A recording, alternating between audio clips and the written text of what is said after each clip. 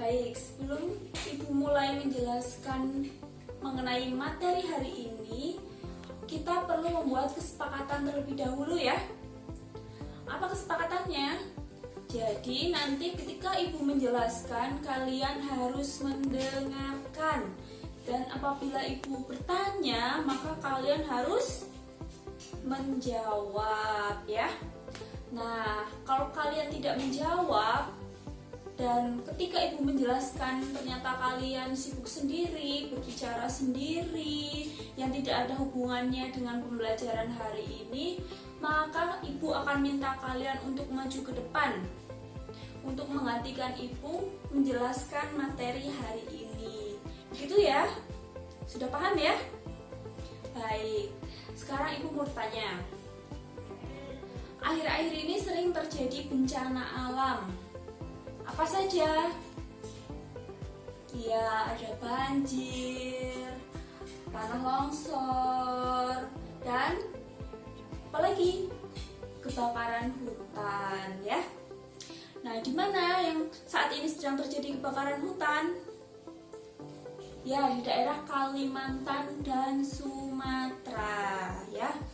Oleh karenanya pemerintah sedang berupaya untuk memadamkan apinya. Namun di beberapa titik yang sudah padam malah terjadi lagi bencana baru. Apa itu? Ya, bencana kabut asap. Kabut asap itu merupakan udara yang sehat untuk kita hidup, tidak? Iya, tentu tidak. Kenapa?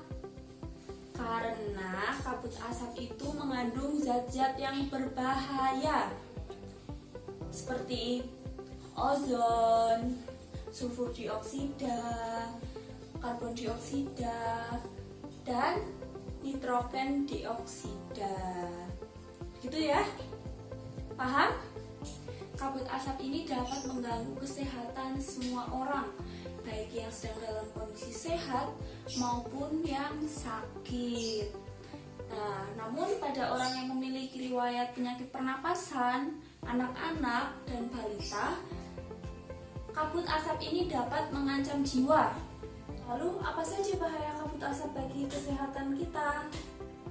Nah, salah satunya adalah kabut asap dapat menyebabkan iritasi pada mata, hidung, dan tenggorokan. Selain itu juga dapat memperburuk kesehatan kita, terutama bagi orang-orang yang mempunyai riwayat penyakit pernapasan seperti asma atau penyakit paru lainnya seperti bronkitis. Paham ya? Nah, selain itu kabut asap juga dapat menyebabkan reaksi alergi, peradangan, dan juga mungkin infeksi.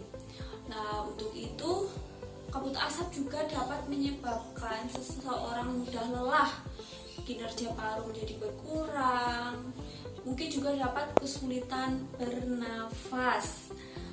Selain itu, kabut asap juga dapat menyebabkan polusi pada air bersih, sayur-sayuran, buah-buahan, dan makanan yang tidak ditutup. Sampai sini paham ya? Apa saja bahaya dari kabut asap? Ia mengingat kembali, kabut asap itu sangat berbahaya bagi kesehatan kita, maka perlu tidak kita menjaga kesehatan organ pernapasan kita, terutama sangatlah perlu ya. Kita perlu memelihara organ pernapasan pada manusia. Seperti apa contohnya? Di sini Ibu sudah membawa apa ini? Apa kalian tahu?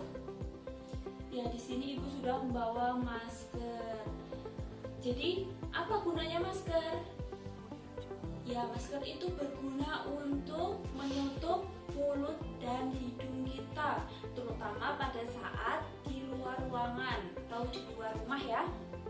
Nah, kita perlu menggunakan masker apabila bepergian, terutama untuk orang-orang yang mempunyai riwayat penyakit pernafasan. Selain menggunakan masker, apalagi? Ya, kita juga perlu makan makanan yang bergizi. Untuk apa? Ya, apabila kita makan makanan yang bergizi, maka dapat meningkatkan daya tahan tubuh kita sehingga kita tidak mudah sakit. Nah, untuk itu, kalau olahraga juga perlu tidak? Ya, olahraga juga perlu. Kita perlu olahraga secara rutin. Contohnya, olahraga yang dapat memelihara kesehatan organ pernapasan kita seperti berenang, senam aerobik, seperti itu ya. Nah, sekarang ibu mau tanya, kalau menjaga kebersihan lingkungan itu termasuk menjaga kesehatan organ pernapasan kita tidak? Iya, perlu. Kenapa? Nah, bayangkan saja apabila kita tinggal di ruangan ini. Nah, di ruangan ini itu ternyata berdebu, kotor. Nah, dalam kondisi itu bagus tidak untuk kesehatan organ pernapasan kita? Tentu tidak. Oleh karena itu kita juga perlu menjaga kebersihan lingkungan kita. Tidak hanya itu, ventilasi udara juga perlu. Seperti jendela ya, tahu ya? Nah, kita juga perlu agar ruangan yang kita tempati itu mendapatkan sirkulasi udara yang bagus, terpapar sinar matahari sehingga tidak lembab. Karena apabila lembab, maka dapat mengundang ya bakteri dan penyakit-penyakit lainnya. Seperti itu ya. Nah, selain yang tadi Ibu telah jelaskan, kita juga perlu rutin memeriksa kesehatan kita kepada dokter, terutama apabila kita sedang flu, batuk, atau mungkin sesak nafas, atau yang lainnya. Kita perlu memeriksakan kesehatan kita secara rutin ke dokter. Nah, yang paling penting, jangan merokok. Nah, di sini ada yang merokok? Tentu tidak ya. Nah, bagus. Jadi rokok itu tidak bagus untuk kesehatan kita. Jadi kita tidak boleh merokok. Apabila ada seseorang yang merokok di dekat kita, maka lebih baik kita menghindar atau menjauh ya. Jadi agar kita tidak menghirup udara yang sudah terpapar asap rokok. Paham ya? Nah, sekarang Ibu mau bertanya, selain yang telah Ibu jelaskan tadi, apalagi yang perlu kita lakukan untuk memelihara kesehatan kita? Ya, kita juga perlu minum air putih yang banyak dan sesering mungkin. Untuk apa? Agar debu dan partikel halus yang menempel di tenggorokan kita larut dan masuk ke pencernaan yang nantinya akan itu terbuang bersama kotoran kita.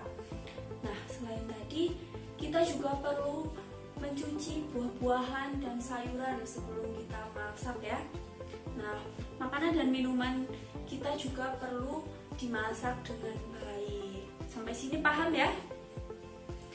Begitu banyaknya hal yang bisa kita lakukan untuk memelihara kesehatan pernapasan kita. Oleh karena itu kita perlu menerapkannya dalam kehidupan sehari-hari, mengingat banyaknya bahaya dari kabut asap bagi kesehatan kita.